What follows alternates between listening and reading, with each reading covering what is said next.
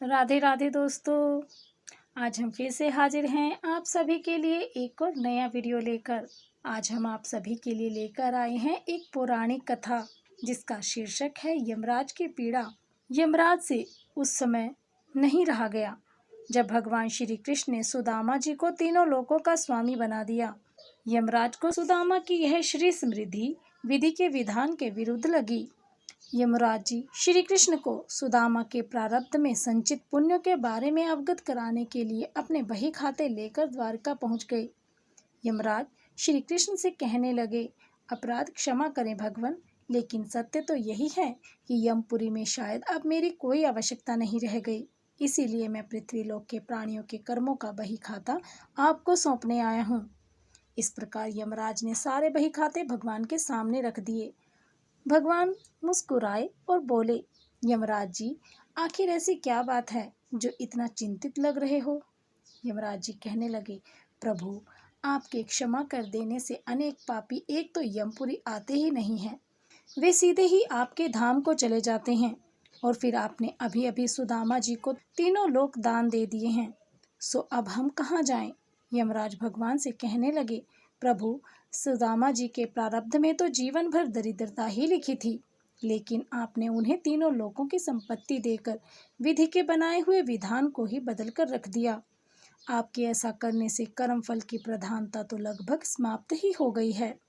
भगवान बोले, यम, तुमने ऐसे कैसे जान लिया कि सुदामा के भाग्य में आजीवन दरिद्रता का योग है। यमराज ने अपना बही खाता खोला तो सुदामा जी के भाग्य वाले स्थान पर देखा तो चकित रह गए। देखते हैं कि जहाँ श्री क्षय संपत्ति का दरिद्रता क्षय लिखा हुआ था, वहाँ स्वयं भगवान श्री कृष्ण ने उन्हीं अक्षरों को उलटकर उसी स्थान पर यक्ष श्री लिख दिया, अर्थात कुबेर की संपत्ति। भगवान बोले, यमराज जी, क्या आप जानते हैं कि सुदामा ने मुझे अपना सर्वस्व अर्पण कर दिया था। मैंने तो सुदामा के केवल उस उपकार का प्रतिफल उसे दिया है। यमराज बोले, भगवान, ऐसी कौन सी संपत्ति सुदामा ने आपको अर्पण कर दी, आपके पास तो कुछ भी नहीं। भगवान बोले, सुदामा ने अपनी कुल पूंजी के रूप में बड़े ही प्रेम से मुझे चावल अर्पण किए थे, जो मैंने और देवी लक्ष्मी ने बड़े ही प्रेम से खाए थे। जो मुझे प्रेम से कुछ खिलाता है उसे संपूर्ण विश्व को भोजन कराने जितना पुण्य प्राप्त होता है, बस उसी का प्रतिफल सुदामा को मैंने दिया है। ऐसे दयालु हैं हमारे प्रभु श्री कृष्ण। भगवान, जिन्होंने न केवल सुदामा जी पर कृपा की, बल्कि द्रौपदी को बटलोई से बचे हुए साग के पत्तों को भी बड़े चाव से खाकर दुर्वासा ऋषि और उनके शिष्यों सहित संपूर्ण विश्व को तृप्त कर दिया था और पांडवों को श्राप से बचाया था।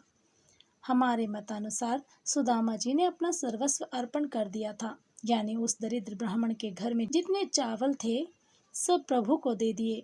यानी आप अपनी आय का जितना प्रतिशत प्रभु को अर्पण करोगे वह आपके दान देने की भावना की प्रबल इच्छा शक्ति के रूप में देखा जाएगा।